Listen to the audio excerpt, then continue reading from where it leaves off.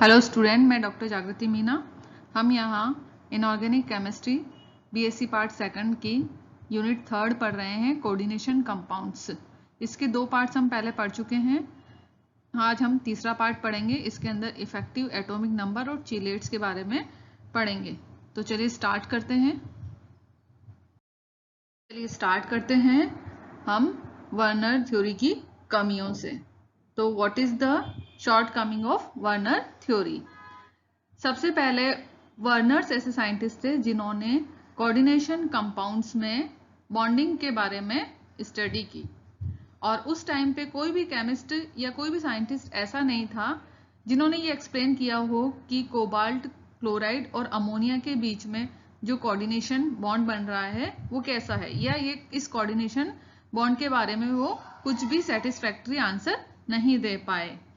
Werner theory ने हालांकि बहुत ही सक्सेसफुली हर प्रॉपर्टी को एक्सप्लेन किया है। किसकी? कोऑर्डिनेशन कंपाउंड की। कोऑर्डिनेशन कंपाउंड की हर प्रॉपर्टी को उन्होंने अच्छे से एक्सप्लेन किया है, लेकिन फिर भी कुछ क्वेश्चंस थे जिनको वो एक्सप्लेन नहीं कर पाए। तो देखते हैं बच्चों ये क्वेश्चन कौन कौन से थे कि why only certain metal forms coordination compound but not other.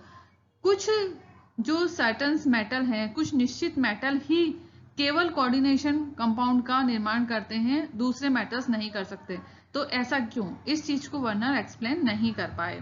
Why coordination compound has a definite geometry और शेप। कोऑर्डिनेशन कंपाउंड जो होते हैं उनकी एक निश्चित ज्यामिति और उनका शेप निश्चित होता है। ऐसा क्यों होता है, इसको भी वर्नर एक्सप्लेन नहीं कर पाए। Why does not coordination compound have definite magnetic and optical property? Coordination compound की मैग्नेटिक और ऑप्टिकल प्रॉपर्टी डेफिनेट क्यों नहीं होती है? तो ये 3-4 क्वेश्चन ऐसे थे जिनको वर्नर थ्योरी द्वारा एक्सप्लेन नहीं किया जा सकता, या वर्नर इनको एक्सप्लेन नहीं कर पाए। तो इन्हीं क्वेश्चंस को एक्सप्लेन करने के लिए आगे EAN इफेक्टिव एटॉमिक नंबर का कॉन्सेप्ट आया। तो चलिए देखते हैं इफेक्टिव एटॉमिक नंबर कॉन्सेप्ट क्या है और किसने दिया। नेक्स्ट है इफेक्टिव एटॉमिक नंबर। तो चलिए देखते हैं इफेक्टिव एटॉमिक नंबर क्या होता है, किसने दिया है। इफेक्टिव एटॉमिक नंबर सिडविक नामक वैज्ञानिक ने दिया था। कैसे दिया था? उसने लुईस कॉन्सेप्ट को एक्सटेंड करके दिया था, और किनके लिए दिया था? उन कॉम्प्लेक्स के लिए जो वर्नर द्वारा दिए गए हैं। लुईस कॉन्सेप्ट हमने पढ़ा है कि 2 एटम के बीच में इलेक्ट्रॉन की शेयरिंग होती है, जिससे कि उनके बीच में एक बॉन्ड बनता है। और वो कौन सा बॉन्ड होता है? ये देखिए यहाँ पे मैं इसको लाइन द्वारा शो कर रही हूँ। ये कोवलेंट बॉन्ड होता है। ये कॉन्सेप्ट किसने दिया? लुईस ने दिया। ठीक है, इसी को आगे एक्सटेंड किया सिडविक ने। तो सिडविक ने अपने विचारों में यह कहा कि एक मेटल एटम जो होता है वो एक लिगेंड द्वारा इलेक्ट्रॉन पेयर एक्सेप्ट करता है। मीन्स ये लिगेंड जो है वो अपने lone pair of electron metal को दे देगा। इस तरह से इनके बीच में एक बॉन्ड बनता है, और इस बॉन्ड को सिडविक ने कोऑर्डिनेट बॉन्ड बताया। अब इसको कोऑर्डिनेट बॉन्ड बताया, लेकिन ये कोवलेंट बॉन्ड की तरह ही है। तो उसने ये बात कही कि मेटल और लिगेंड के बीच में जो कोऑर्डिनेट बॉन्ड बनता है वो एक्चुअल में कोऑर्डिनेट कोवलेंट बॉन्ड होता है। और इसको उन्होंने एक एरो द्वारा दर्शाया। देखिए यहाँ पे ये एरो द्वारा दर्शाया है। तो सिडविक के जो कॉन्सेप्ट थे उसके कुछ मेन पोस्टुलेट्स हैं, वो इस प्रकार हैं। जो पहला इसका पॉइंट था वो था कि लिगेंड के पास में एक डोनर एटम होता है, और इस डोनर एटम के पास में at least 1 lone pair of electron होता है। एक लोन पेयर ऑफ इलेक्ट्रॉन होगा तभी वो मेटल एटम को अपने इलेक्ट्रॉन डोनेट कर पाएगा, और तभी उनके बीच में बॉन्ड फॉर्मेशन हो पाएगा। इसका जो दूसरा पॉइंट है वो ये है कि लिगेंड जो है वो lone pair of electron donate करता है। किसको? सेंट्रल मेटल एटम या मेटल आयन को। और फिर सेंट्रल मेटल और लिगेंड के बीच में कोऑर्डिनेट बॉन्ड का फॉर्मेशन होता है। कोऑर्डिनेशन बॉन्ड उनके बीच में बनता है। तीसरा पॉइंट इसका ये है कि जो लिगेंड्स होते हैं वो लुईस बेस की तरह कार्य करते हैं। क्यों? क्योंकि लिगेंड इलेक्ट्रॉन डोनेट करने का कार्य करते हैं, और लुईस बेस वो होते हैं जो इलेक्ट्रॉन डोनेट करते हैं। और जो मेटल हैं वो लुईस एसिड की तरह कार्य करते हैं, क्योंकि मेटल एटम या मेटल आयन जो है वो इलेक्ट्रॉन एक्सेप्ट कर रहे हैं। यहाँ एक बात और बोली उन्होंने जो कि 4th पॉइंट में है कि जो कॉम्प्लेक्स होंगे वही कॉम्प्लेक्स स्टेबल होंगे जो EAN कॉन्सेप्ट को फॉलो करेंगे या उनको ओबे करेंगे, वो स्टेबल होंगे, और जो EAN कॉन्सेप्ट या EAN रूल को फॉलो नहीं करेंगे वो कॉम्प्लेक्स स्टेबल नहीं होंगे। 5th पॉइंट है इसका कि अगर मेटल एटम के पास में नंबर ऑफ इलेक्ट्रॉन ओड हो, ठीक है, ओड नंबर ऑफ इलेक्ट्रॉन हो, तो वो कार्बन मोनोऑक्साइड एटम के साथ में जो बॉन्ड बना करके कार्बोनिल यौगिक का निर्माण करेंगे, तो ये यौगिक EAN रूल को फॉलो नहीं करेंगे।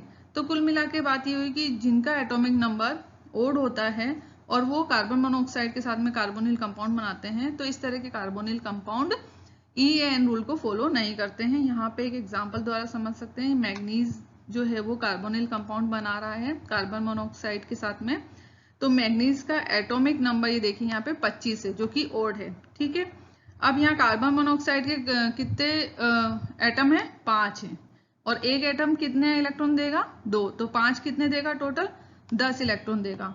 तो ये 10 इलेक्ट्रॉन और ये 25 इलेक्ट्रॉन, ठीक है, ये वाले 25 इलेक्ट्रॉन मिलकर के टोटल कितने इलेक्ट्रॉन हो जाते हैं, 35।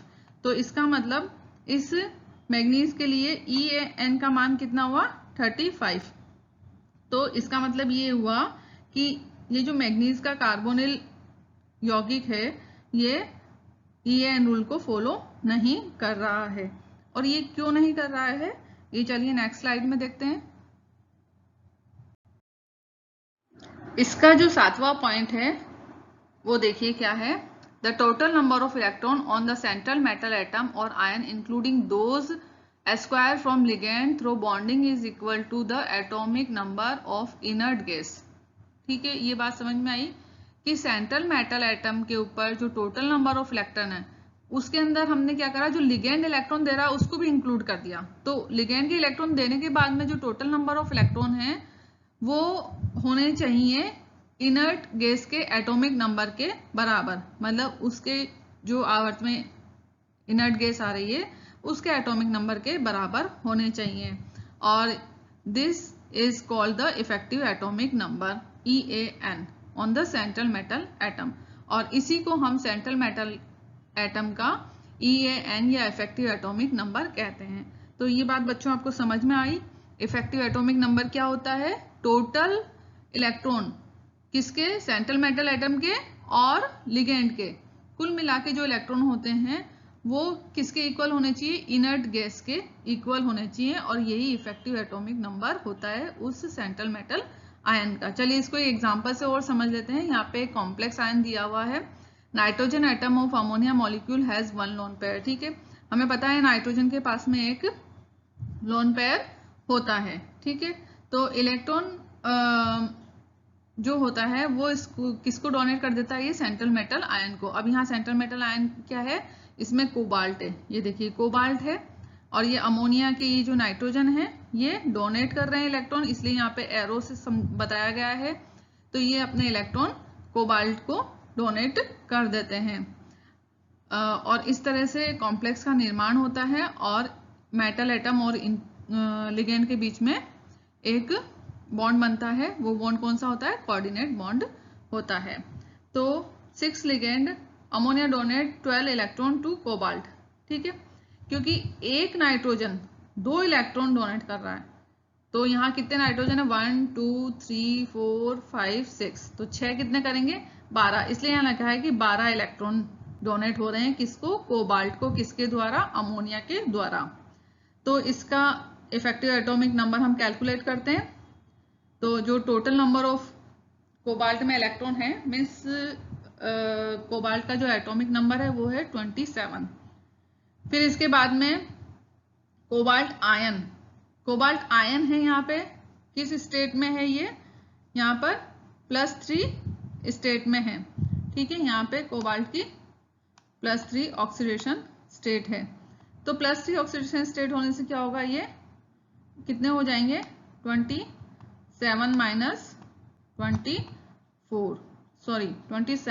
- 3, तो कितने रह जाएंगे इसके पास में, 24, इसलिए यहाँ पे लिखा है 24।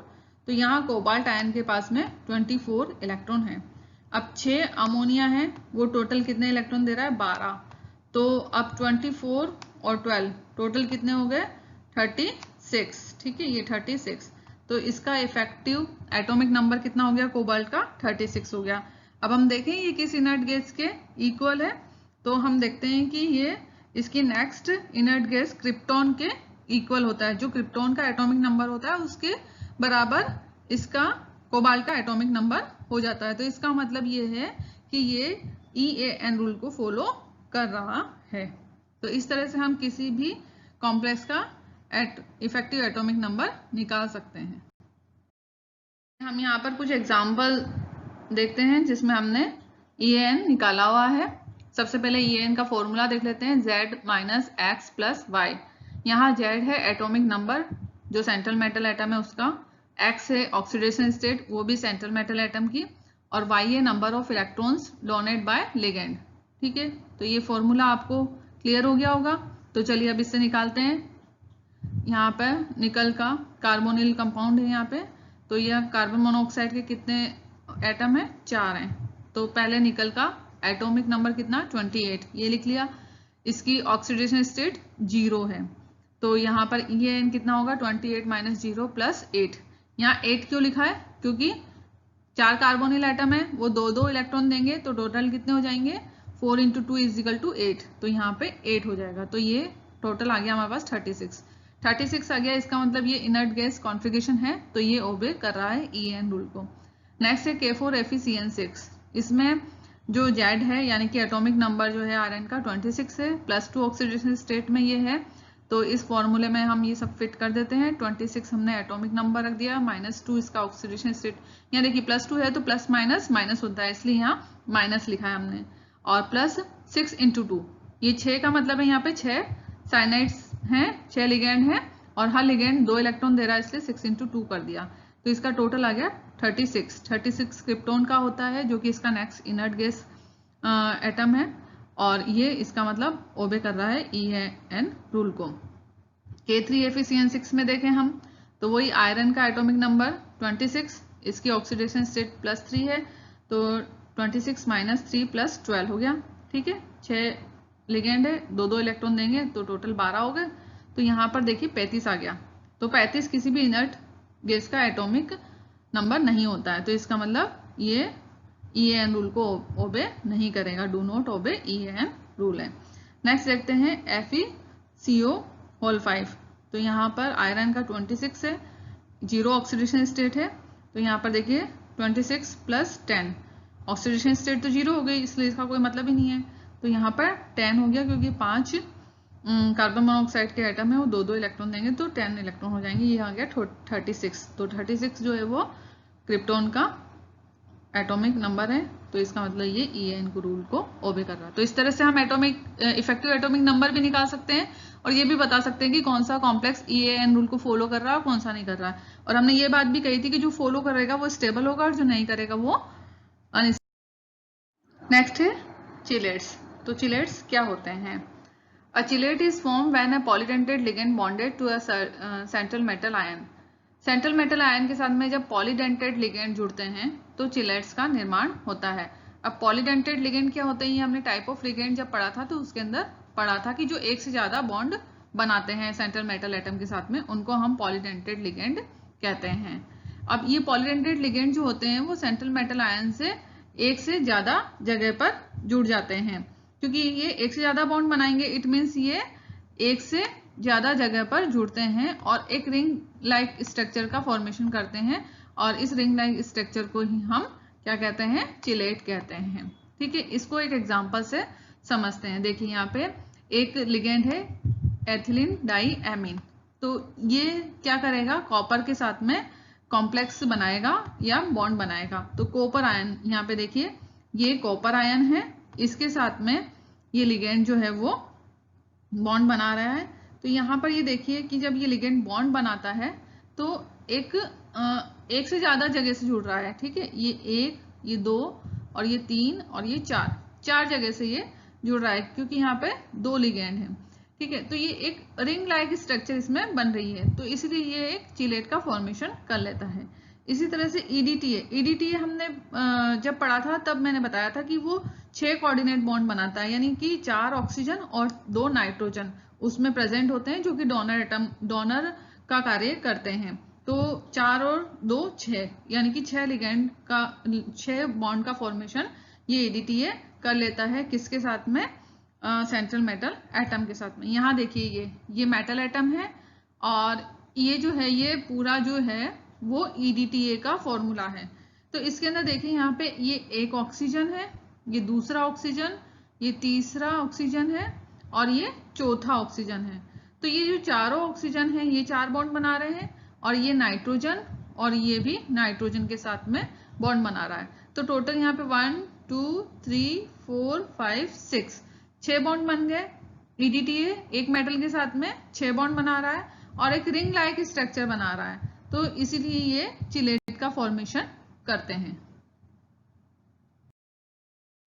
चिलेट में एक बात और ध्यान देने योग्य है, वो है कि इसके अंदर अगर कॉन्जुगेशन डबल बॉन्ड होंगे, ठीक है, कॉन्जुगेटिव डबल बॉन्ड अगर प्रेजेंट होंगे किसमें, चिलेट रिंग में, तो क्या होगा, पाई इलेक्ट्रॉन जो है वो डिलोकलाइज हो जाएंगे किस पर, पूरी रिंग पर, और chelate complex get more stable, जो चिलेट बनेगा वो ज्यादा स्टेबल हो जाएगा, जैसा कि हम पोर फायरिंग की रिंग में देखते हैं। Porphyrin are more stable due to conjugation के कारण ही ये ज्यादा स्टेबल होती है। यहाँ पर एक पोर फायरिंग रिंग बताई गई है, ये देखिए, ये इसके अंदर कॉन्जुगेशन होता है, इसी कारण से ये पोर फायरिंग रिंग जो होती है वो ज्यादा स्टेबल होती है। यहाँ पर ये बताया गया है हिम का, यानी कि हमारे जो ब्लड के अंदर हीमोग्लोबिन होता है वो भी पोर फायरिंग रिंग का निर्माण करता है, और पोर फायरिंग रिंग के निर्माण के कारण ये ज्यादा स्टेबल होता है। ये पायरोल होता है जो इसके यहाँ पर, ये देखिए ये पायरोल्स जुड़े हुए होते हैं ये इस तरह से, और ये एक रिंग लाइक स्ट्रक्चर बनते हैं, चिलेट का फॉर्मेशन करते हैं।